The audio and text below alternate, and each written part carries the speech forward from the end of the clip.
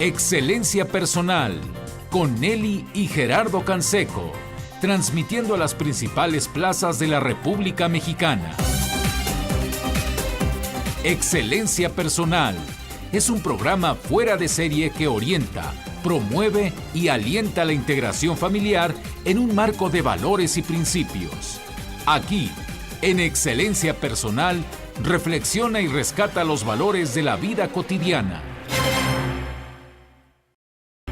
¿Qué tal, amigos? ¿Cómo están? Bienvenidos a su programa Excelencia Personal. Yo soy Nelly Canseco y junto con Gerardo Canseco, pues hoy estamos de manteles largos compartiendo con alguien que ustedes ya conocen, así que no requiere de mucha presentación porque ya saben quién es, pero nos encanta que se haya dado hoy a la tarea de quedarse en otro programa, no en el de ella, sino en Excelencia Personal. Bienvenida, Rosita, Rosa Argentina Rivas Lacayo. Muchas gracias, Nelly, muchas gracias, Gerardo. Y bueno, pues me perdonan por la porra que me eché ahí con la invitada del programa, ¿no? Al terminar el mío.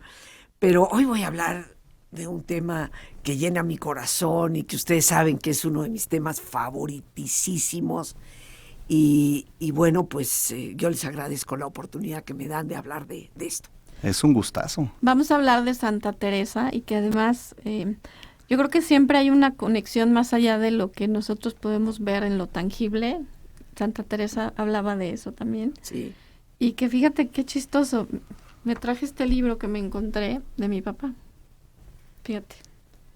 Ándale. Experiencia y pensamiento de Dios en Santa Teresa de Jesús y San Juan de la Cruz. Así que, pues tú eres experta del tema, es algo que te apasiona y me gustaría comenzar porque nos contaras un poquito de quién fue Santa Teresa. Cuéntanos. Antes, si ustedes me permiten, aparte de que es un tema que me apasiona y yo creo que a veces sí, pocas veces digo mis créditos académicos, pero en este en particular sí lo quiero decir porque no me estoy sacando las cosas de la manga. Así es. Yo hice una maestría en Mística y Ciencias Humanas en la Universidad de Ávila, en la Universidad Católica de Ávila y en la Universidad de la Mística. Y saqué una especialización en Teresa de Jesús y Juan de la Cruz. Entonces, pues es algo que me apasiona y de lo cual me he abocado a estudiar. Teresa de Jesús es una mujer extraordinaria que nace en el año 1515, siglo XVI, en medio de una España revolcada y revoltosa, ¿no? Una España que en enero de 1492 recién conquista la ciudad de Granada y expulsa finalmente a los árabes. Que en marzo de ese mismo año 1492 expulsa a los judíos. Gravísimo error, ¿no? Que ahora están tratando de corregir, por supuesto. Acto seguido, en octubre de 1492, descubren América. España entra en el siglo XVI con esta especie de convulsión de tantas cosas que le han cambiado la faz.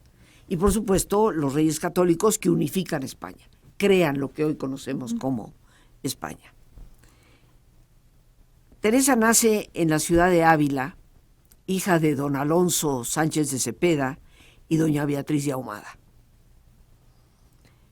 Crece como una niña de la época, arropada por su madre, muy religiosa, sumamente religiosa, una niña inquieta y vivaz, que pierde a la madre cuando tiene escasamente 11, 12 años de edad. Se convierte en huérfana, lo cual para ella fue algo muy devastador. Crece y entra en esa etapa donde los niños se descomponen, de ser angelitos a pasar un poquito diablillos. Y pues a ella le pasó lo mismo. Como adolescente, ya a los 13, 14 años de edad, una chica guapa, muy simpática, porque todos los escritores de la época así lo afirman, y adicionalmente extraordinariamente inteligente. Y esto tiene mucho que ver con sus lecturas. Teresa es una chiquita que empieza a leer desde los 6, 7 años de edad. E inclusive se atreve a decir en su libro de la vida, me parecía no tener vida cuando no había libro nuevo. O sea, una lectora voraz. Voraz, exacto. Obviamente, a los 13, 14 años había leído, y sobre todo, libros de caballería, que le gustaban a la madre, y que en aquel entonces eran como las novelas así medio eroticonas, ¿no? De la época. Y ella estaba muy aficionada a ese tipo de lectura. Por lo tanto, le interesaban los vestidos, el pintarse, el arreglarse y los novios, indiscutiblemente. Su papá se preocupa porque esta chica guapa, inteligente y aparte simpática, pues es muy convidada de sus primos para ir aquí, para ir allá y de tener noviecitos. Entonces el padre preocupado porque no hay mamá, la madre ha muerto desde algunos años atrás, dice, ¿qué voy a hacer con esta niña? Se me va a desbalagar. Entonces la interna en un colegio de señoritas, Santa María de Gracia, afuera justo de los muros de Ávila, con las madres agustinas, para que pues reciba una educación de chica que eventualmente se va a casar. Sin embargo, en ese ínterim de estar en esa escuela para señoritas, Teresa va a conocer a Briceño, Marta Briceño, Laura, perdón. Y Briceño es una monjita, María Briceño, que tiene una auténtica vocación y que le va a inspirar un poco más la espiritualidad, que en esa época de adolescencia no estaba perdida, pero no era tan vivaz, digamos. María Briceño va a causar una profunda huella en ella, pero se enferma. Teresa empieza a padecer un problema de salud que con los siglos se ha tratado de investigar y se estima que posiblemente fue algún tipo de tifoidea que se contraía mucho por la leche de cabra en aquel entonces, que la tomaban cruda. Sí, que era lo habitual. Exacto. Obviamente. Entonces empieza con un problema de salud, su papá la saca de ahí, se la lleva a visitar curanderos y en el camino entra a la casa de su tío, pasa por ahí, y su tío era un gran lector, el hermano de su padre, y ahí conoce las cartas de San Jerónimo, y esto le va a causar una huella también. Finalmente, pues no se recupera del todo, pero regresa a Ávila, sigue adelante con su vida, y de repente a los 20 años de edad decide hacerse religiosa. Su padre ni quiere pensarlo siquiera, pero ella dice, no, esto es lo mío y yo me voy, y se tiene que salir a escondidas de su casa, acompañada de su hermanito Rodrigo, con quien había hecho muchas travesuras en la infancia, había construido ermitas en su casa para orar y se había fugado con él a conquistar el mundo y a convertir infieles, como se acostumbraba a decir en aquel entonces, que eran los musulmanes. Pero decide hacerse religiosa en el convento de la Encarnación. Juana Suárez, una gran amiga de ella, se ha metido en ese convento y por eso lo elige, porque ahí tiene a una amiga y no se va con las agustinas, sino con las carmelitas. El convento de la Encarnación, que está fuera de las murallas de Ávila, ahí se ingresa y escasamente, esto fue en el año 1535, tenía 20 años, 1536-37, enferma. Y el padre la saca del convento acompañada con otra monjita, se la lleva a diferentes curanderas, vuelve a pasar por la casa del tío y ahí lee un libro que le transformó por completo, el tercer abecedario espiritual de Francisco de Osuna. Un libro de espiritualidad profunda y de oración mental, de oración silenciosa. Wow. Ella, conforme lo va leyendo, dice, de aquí soy, esto es lo mío. Siente el llamado, ¿no? Siente lo que es verdadera oración, ¿no? Total que va a una curandera tremenda de Becedas que le da quién sabe tanta cantidad de cosas, yo creo que la ponen peor. Finalmente regresa, no se mejora, y de hecho el padre pues la tiene ahí en casa, y finalmente Teresa muere. ¿Cómo digo que muere? Porque los médicos le probaron el aliento, no había aliento, no había reflejo de la pupila y los signos vitales no se escuchaban. Entonces se le declaró muerta.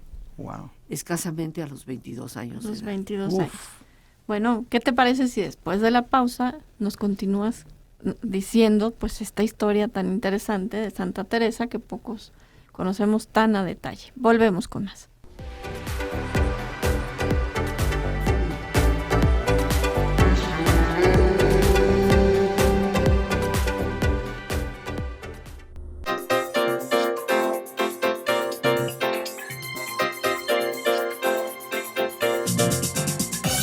Porque sabemos que te interesa conocernos, nuestra dirección electrónica es www.excelenciapersonal.org.mx.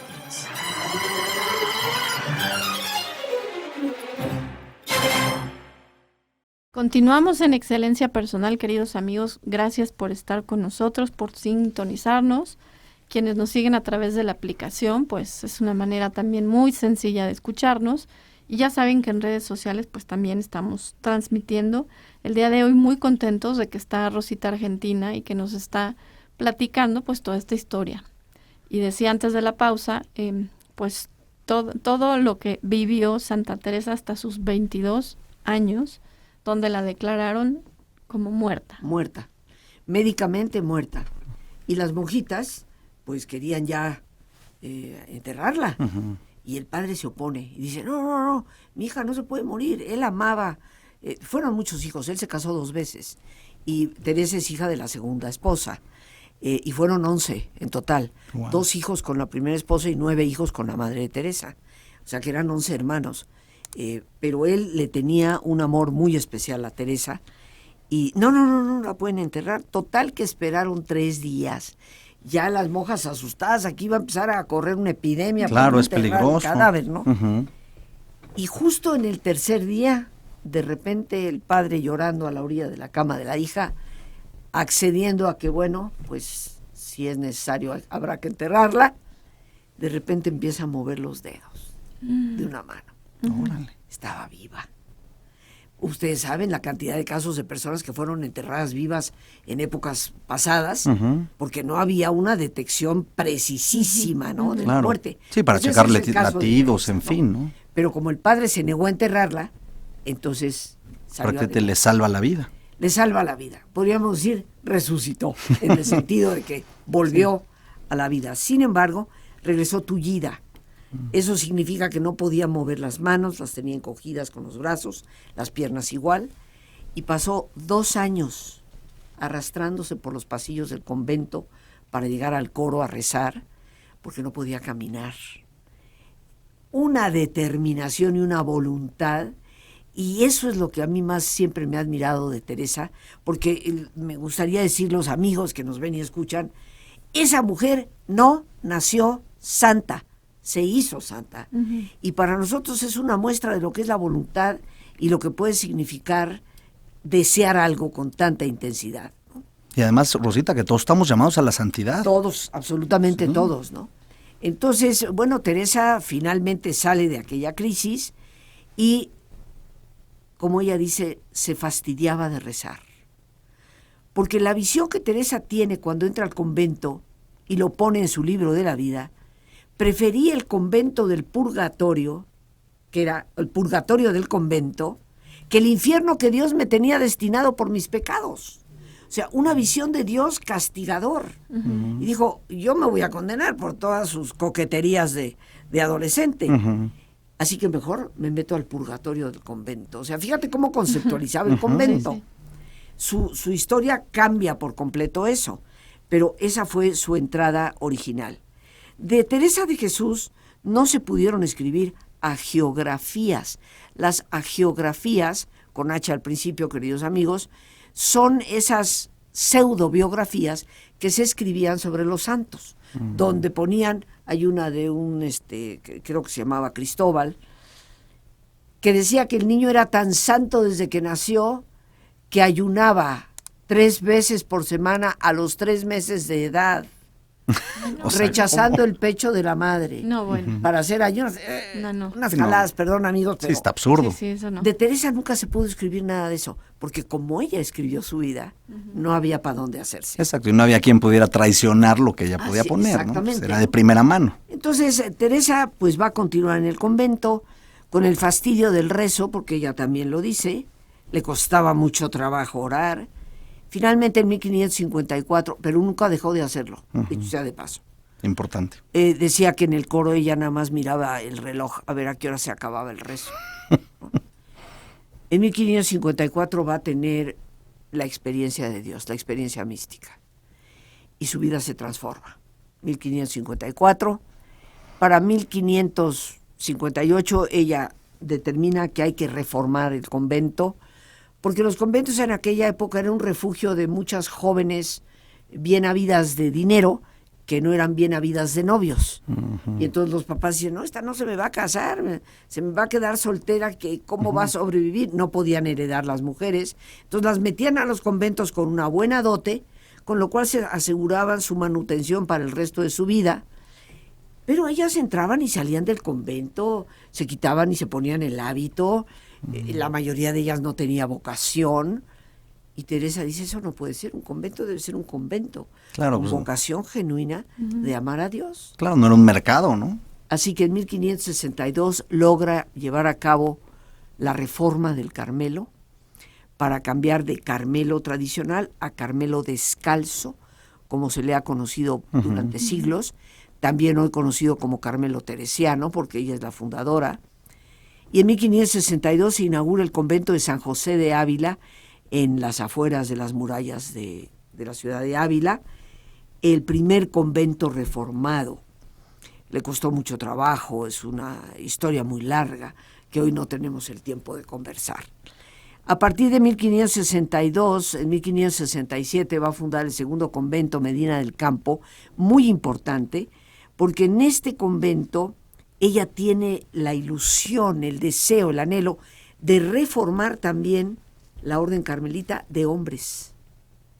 Y dice, tengo que buscar. Y se encuentra a un sacerdote conocido como Antonio, con el nombre de Antonio de Heredia, que era prior del convento del Carmelo en Medina del Campo, y le hablan de un sacerdote carmelita también, muy espiritual, Juan de Santomatía.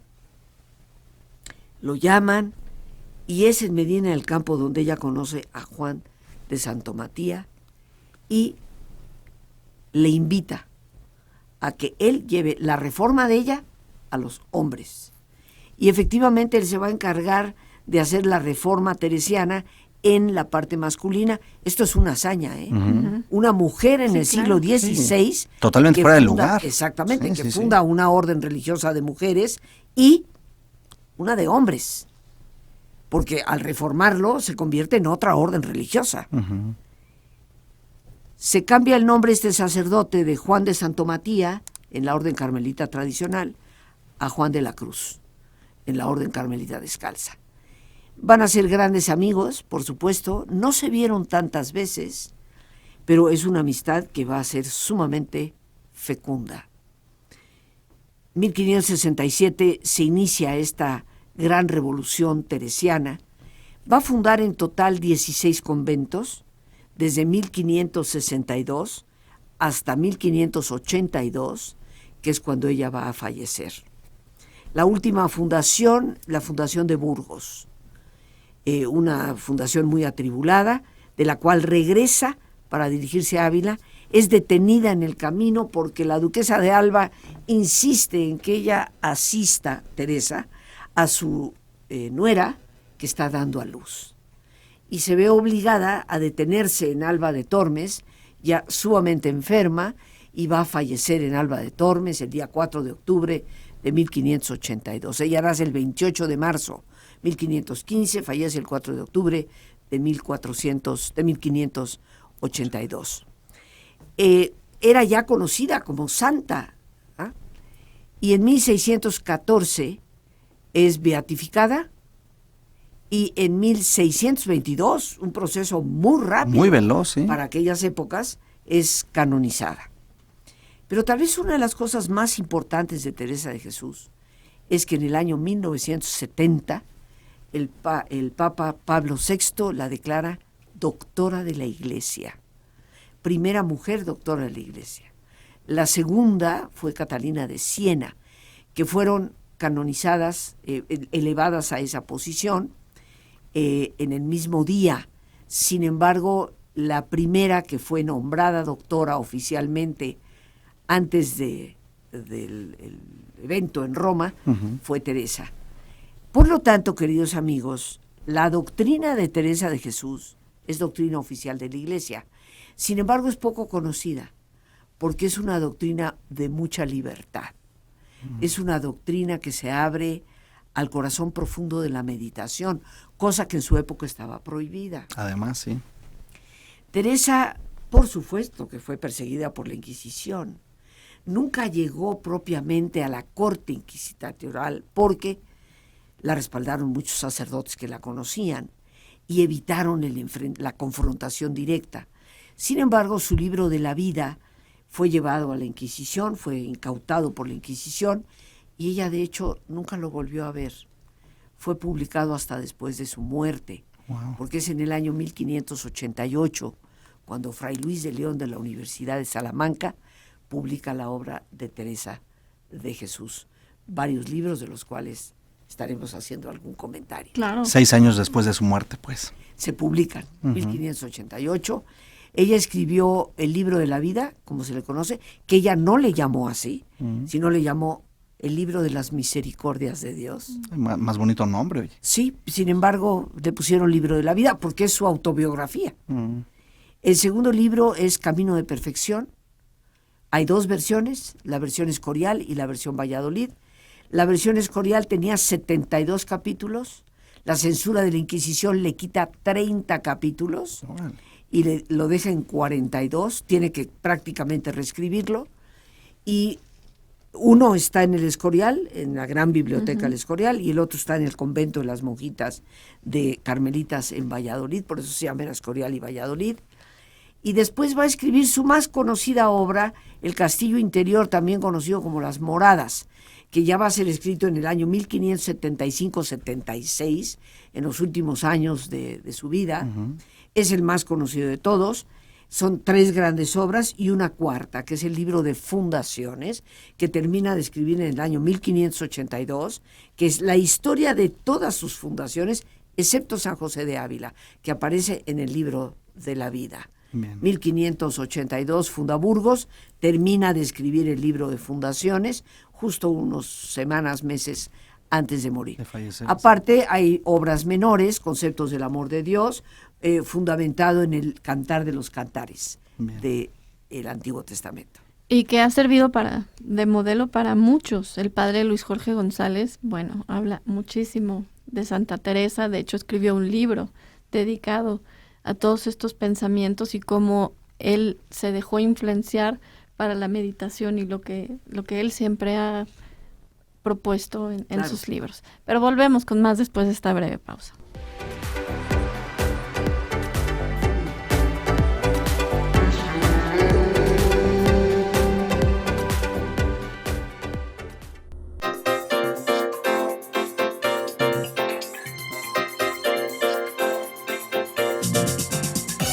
Porque sabemos que te interesa conocernos, nuestra dirección electrónica es www.excelenciapersonal.org.mx.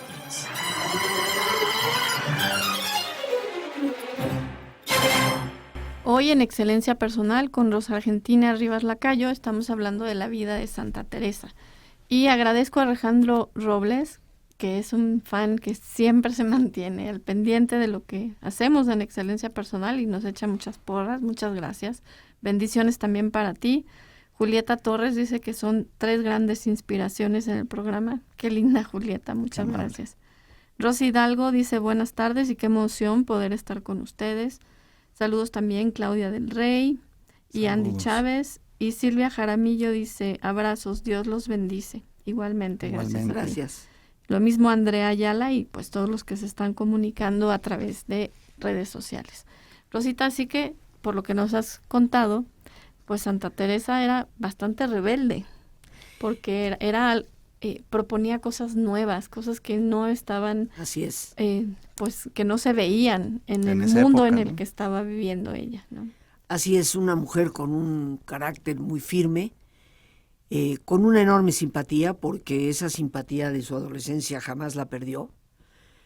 tiene anécdotas sumamente simpáticas, que si tenemos tiempo contaremos alguna de ellas. Sus libros, es la única autora, escritora del siglo de oro español, cuya obra completa se conserva en original. Wow. Todas sus obras fueron conservadas en original. Ni siquiera Lope de Vega logró eso, ¿no? Fíjate Son qué manuscritos ya pasados posteriormente, copiados, pero el original de su puño y letra no está. Claro, y era la única forma de hacerlo por la época, Exactamente, ¿no? ¿no? Entonces, Teresa fue una mujer tan inteligente que el poco dinero que tenía se lo gastaba y decía, buen papel y buena tinta. Y le reeditó porque ciertamente se han conservado sus obras hasta la fecha. Fueron obras que en su momento fueron controvertidas. Una de ellas, El libro de la vida, realmente por una venganza de la princesa de Éboli, que una mujer caprichosa que prácticamente obligó a Teresa por sus contactos con el rey a que fundara en Pastrana, era la princesa de Éboli, eran los príncipes en Pastrana, y cuando la princesa se enviuda, decide irse a meter al convento y a mandar. Entonces la superiora le escribe a Teresa y le dice, tenemos metida aquí a la princesa de Éboli, que todo el mundo conocía como una mujer caprichosa, y manda. Y entonces Teresa le dice, no se peleen con ella, tal día les mando las carretas, se me salen del convento. Y la dejan sola. Y cuando despierta la princesa de Éboli, despierta sola. Sí, es muy conocido. Entonces, la cólera que le toma a Teresa es impresionante y con ello la denuncia ante la Inquisición. Esa es una de las razones por las cuales su libro va a dar ahí. La segunda razón de confrontación con la Inquisición es porque en el convento de Sevilla, fundado en el año 1575, entra una señora de altos vuelos aristocráticos, María del Corro, y María del Corro quiere mandar, igual que la otra, ¿no? Pero en esta ocasión estaba Teresa en el convento. Y un día bien le dice, usted de vocación religiosa no tiene ninguna, sálgase a sus oropeles, sálgase a su sociedad, pero aquí no más. Aquí no. Y esta mujer denuncia a Teresa de Jesús y le dice a la Inquisición que es amante de Jerónimo de Aguilar, que era el provincial de los carmelitas, y que pues prácticamente el convento era un semiprostíbulo. Qué bárbaro. Hay un libro muy interesante que se llama Y de repente Teresa, en donde se relata parte de este capítulo, y el inquisidor finalmente va al convento fundado en Sevilla, toca la puerta, y la que le abre la puerta es Teresa de Jesús. Y le dice, soy el inquisidor de la ciudad de Sevilla, quiero hablar con Teresa de Jesús. Y él dice, pues con ella está usted hablando. Y el hombre queda impactado, aparte ve a una mujer, estamos hablando que ella muere en 1582 de 67 años de edad, estamos hablando de una mujer de 60 años de edad, que en aquel entonces una mujer de 60 años de edad se veía ya muy ancianita. Claro. Entonces él ve a esta mujer, Sí, se lo Jerónimo checa. de Aguilar tenía algo así como 38 años.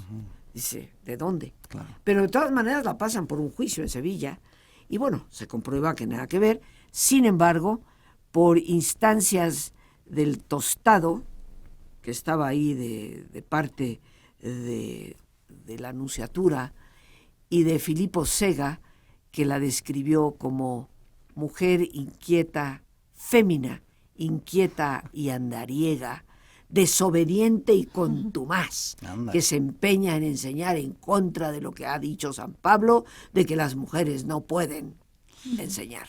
Entonces, confronta esa situación, va a un domicilio por cárcel en el convento de Toledo, ahí pasa casi un año encerrada, no la dejan salir, pero después, obviamente, la verdad se hace obvia.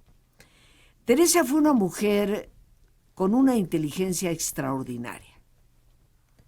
Era judía. ¿Sí? ¿Y cómo? Se habían expulsado a los judíos en 1492. ¿Qué hace ahí?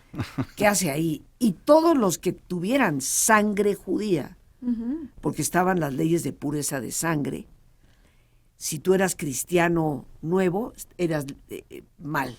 Cristiano nuevo era el judío que se había convertido, el musulmán que se había convertido, pero si tenías sangre judía o sangre musulmana, No podías ser religioso, no podías tener cargos en los gobiernos, no podías hacer ningún trabajo especial o que te remunerara bien. ¿Cómo se libra ella de esto? Bueno, su abuelo, judío de Toledo, le habían puesto el San Benito, lo había acusado la Inquisición de que practicaba, a pesar de haberse convertido al cristianismo, porque después de 1492 o te convertías, o te echaban, o te mataban.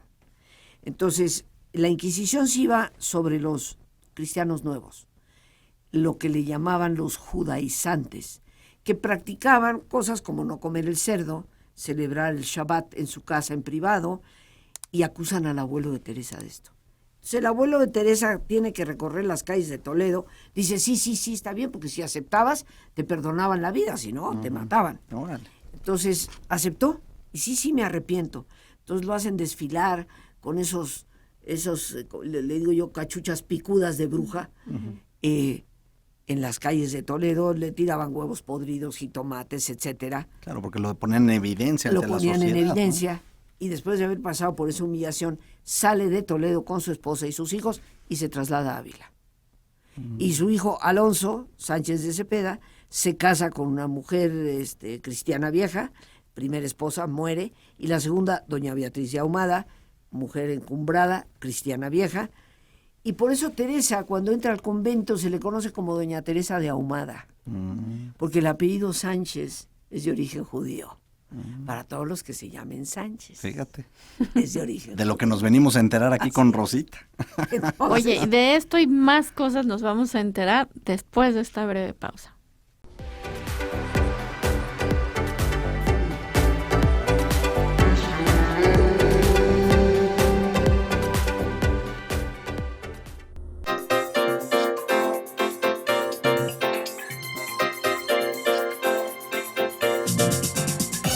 Porque sabemos que te interesa conocernos, nuestra dirección electrónica es www.excelenciapersonal.org.mx.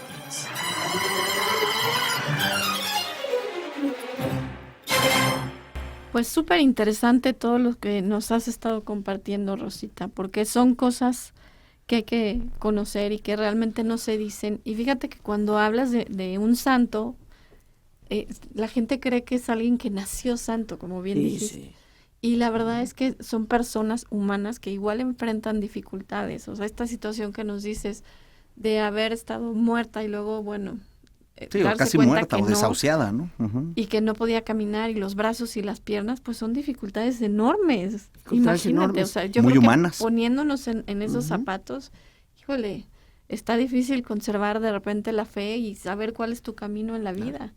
Y luego, bueno, aventarse a escribir y a decir lo que ella pensaba y poderlo compartir y hacerlo con esa firmeza, pues no era algo convencional. No, para nada. Y más en una época donde imperaba, pues, los hombres, ¿no? Claro, o sea, la mujer era un cero a la izquierda completamente, ¿no? Y luego con este antecedente, ¿cómo uno se pregunta cómo es que el padre, don Alonso Sánchez de Cepeda en Ávila, libra el estigma que le puede caer? Porque se sabía, el abuelo de Teresa era toledano y había emigrado de Toledo, y con ese apellido, don Alonso se gasta su fortuna en comprar un título de hidalguía en la ciudad de Valladolid, que era como la capital en ese entonces de Castilla, y por lo tanto prácticamente de España. Y ahí compra un título de hidalguía. Lo paga y dice, usted deme un título. ¿Qué es un hidalgo? Un hidalgo era una persona noble, pero de una aristocracia media. No era como el conde o el marqués, el duque, el príncipe y por supuesto arriba el rey. Entonces compra un título de hidalguía. En las cartas, porque se estima que Teresa escribió alrededor de 15,000 cartas, de las cuales se conservan 500. Y hay una carta muy interesante a su hermano Lorenzo, que le dice, Lorenzo estuvo en el Perú y sacó oro y logró hacer una fortuna. Y ella le escribe a su hermano Lorenzo, hermano, cuidado, no seas tan ostentoso, mantén un bajo perfil, recuerda los orígenes. O sea, ella estaba perfectamente consciente de quién era. ¿Cuándo se descubre el origen judío de Teresa? Increíblemente en 1946, por un carmelita que hace un estudio postdoctoral sobre Teresa y recaba la información en el archivo de Valladolid y lo encuentra. Y ahí está cómo compraron el título. Y ahí desvela toda esta historia. Dicho sea de paso, la vergüenza de muchos cristianos de seguir siendo antisemitas, el archivo actualmente está perdido. Nadie lo encuentra. Sí, o sea, pero se documentó plenamente en su época, se fotografió, pero el original no está. Fíjate. Uf. Entonces, pues fue una vida verdaderamente apasionante. Y ahorita, Nelly, que decías, efectivamente, los santos no nacen, se hacen. Vino a mi mente también un ejemplo fantástico de esto, que es Francisco de Asís, ¿no? Que nace en una familia de medios económicos y que era un galanazo. Además. Tenía novias que le brotaban por las orejas, claro. ¿No? Parrandero, se iba de farra, regresaba en las madrugadas.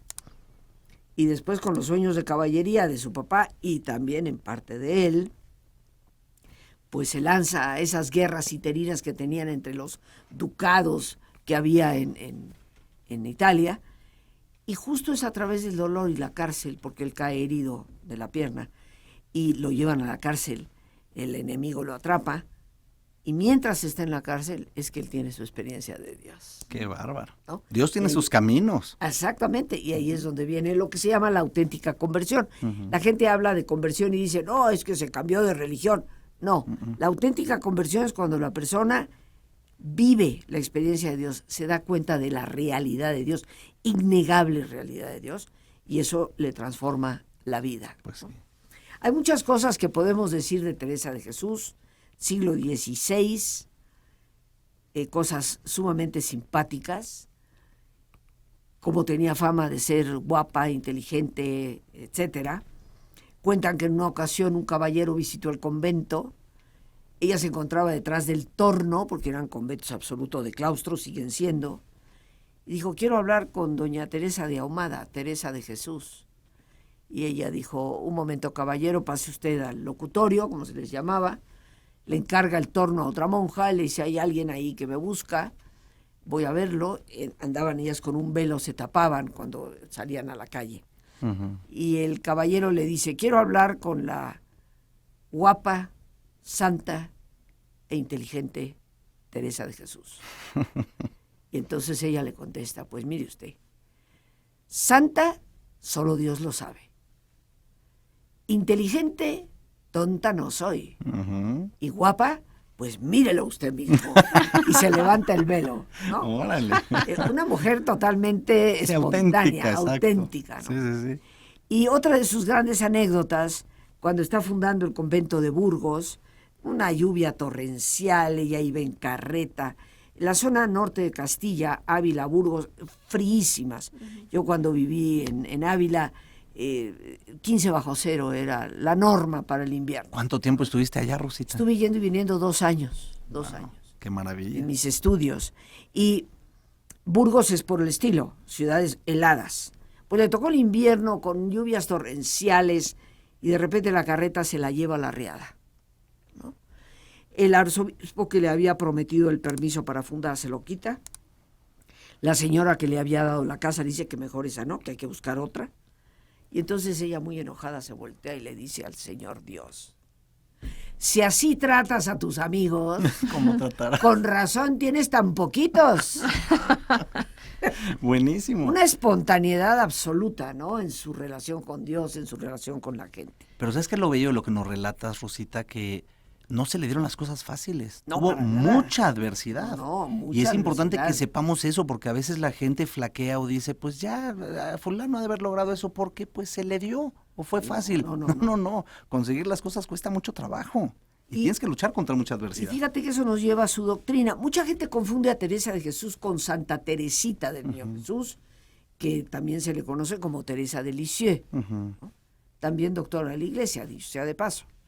Teresita del Niño Jesús o Teresa de Lisieux, que es la misma, es una religiosa carmelita descalza, carmelita teresiana, del siglo XIX, que muere a los 24 años de edad y escribió un libro maravilloso que se llama Muy Historia de posterior. un alma. Ujú.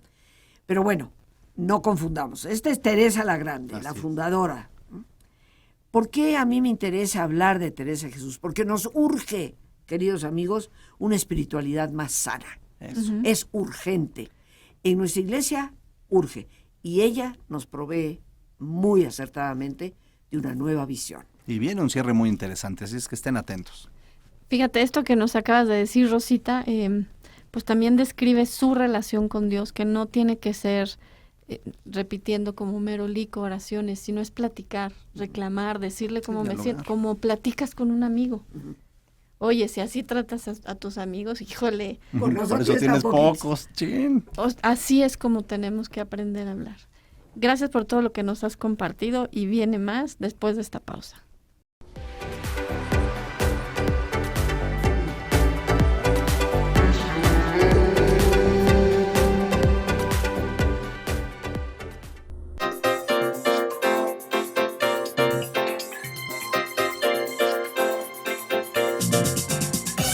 Porque sabemos que te interesa conocernos, nuestra dirección electrónica es www.excelenciapersonal.org.mx.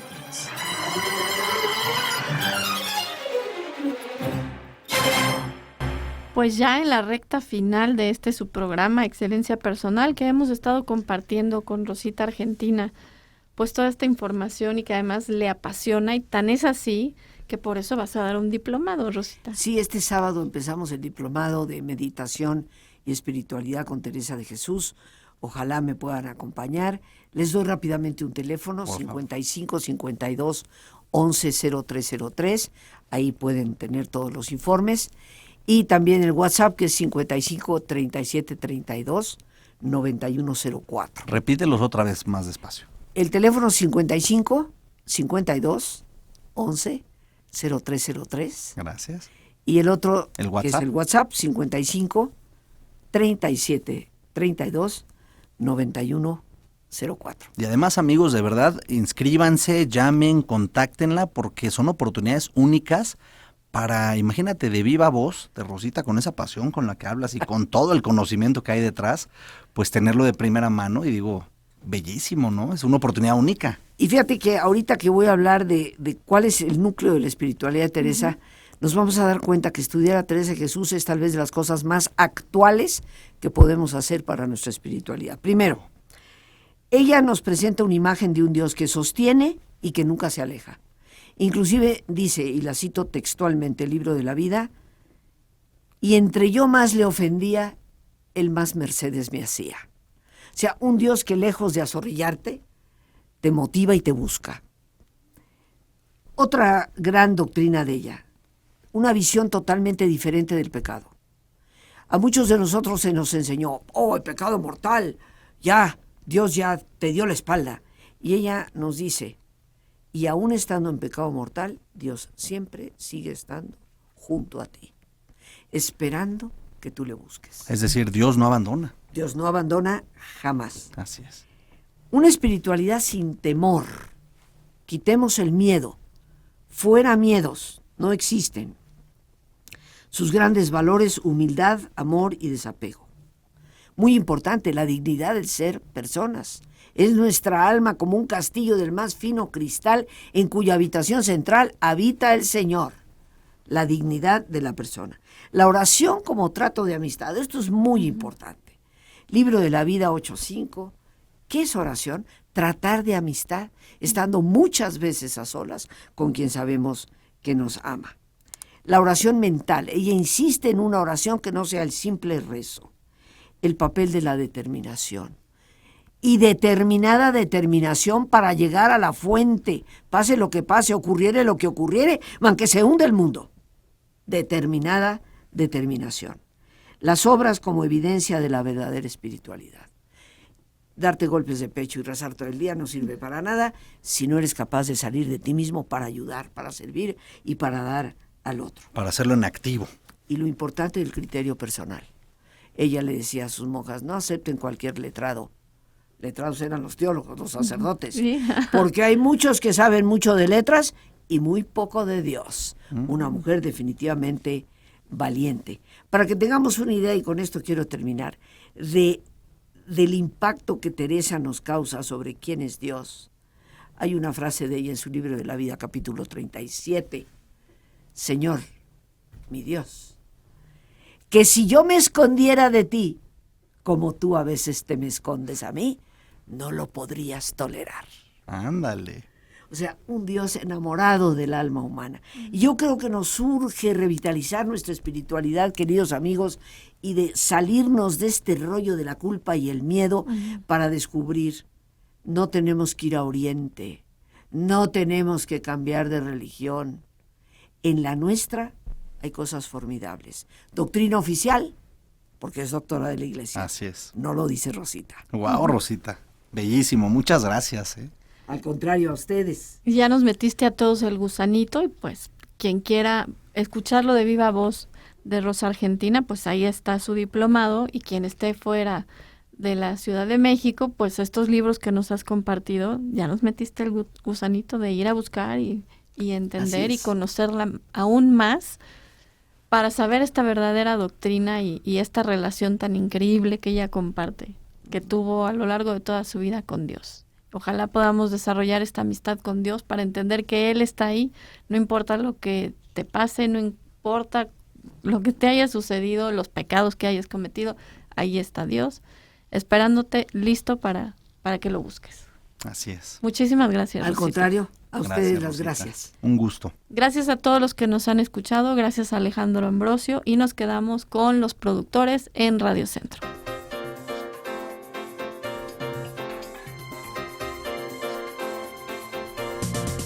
Excelencia personal. Te esperamos mañana a las 2 de la tarde para continuar creciendo en familia con Nelly y Gerardo Canseco. Excelencia personal es una producción de Calidad en tu Vida.